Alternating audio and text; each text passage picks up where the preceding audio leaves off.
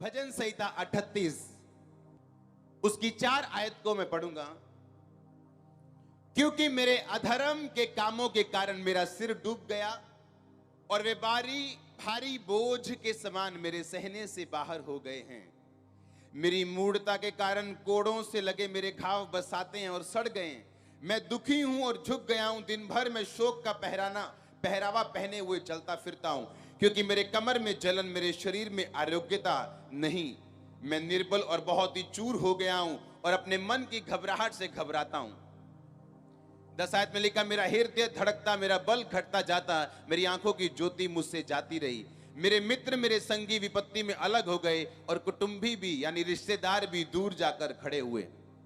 पहला दिन परमेश्वर ने ज्योति बनाई, दूसरे दिन, तीसरे दिन, चौथे दिन, 5वें दिन परमेश्वर ने आकाश बनाया, मछलियां बनाई, जीव जंतु बनाए, बनैले पशु बनाए, घरेलू पशु बनाए, पेड़ बनाए, पौधे बनाए, समुद्र को अपनी जगह पे इकट्ठा किया, मछलियां बनाई और एंड में आपको बनाया, क्योंकि आप वीआईपी हो। सब कुछ बनाने के बाद उसने आपको धरती पे रखा। जिस तरह से वीआईपी आते हैं कि सब कुछ सेट होने के बाद वो आते हैं, वो आके कुछ भी सेट नहीं करते, हाँ या ना? तो परमेश्वर ने आपको ये काम नहीं दिया कि तू ऐसा जंतु बना, तू ऐसी मेहनत कर। परमेश्वर ने सब कुछ बनाने के बाद लिखा, इंसान को अपनी समानता में बनाया और आपको धरती पे भेजा और आपको कहा कि जितनी चीजें तू देखता है इन पे अधिकार कर और इनके मन में तेरे लिए डर हमेशा रहेगा और तू इन पे प्रभुता करेगा, क्योंकि आप वीआईपी हो। आप वेरी वेरी इंपॉर्टेंट पर्सन हो। लेकिन आपका दुख आपको धोखा ना देने पाए कि आप वीआईपी नहीं हो। अगर आपको दुख ना होता आप चर्च में ना आते। आपका दुख आपको परमेश्वर के करीब करने के लिए, उसकी सेवा में ले जाने के लिए, उसका अपना आप पे जाहिर करने के लिए, तो परमेश्वर कई बार बांझपन को भी इस्तेमाल कर सकता है अपना आप पे जाहिर करने के लिए। आपकी लाइफ कैसी भी क्यों ना हो, यह बात आपसे कोई शैतान छीन नहीं सकता कि आप वीआईपी हो।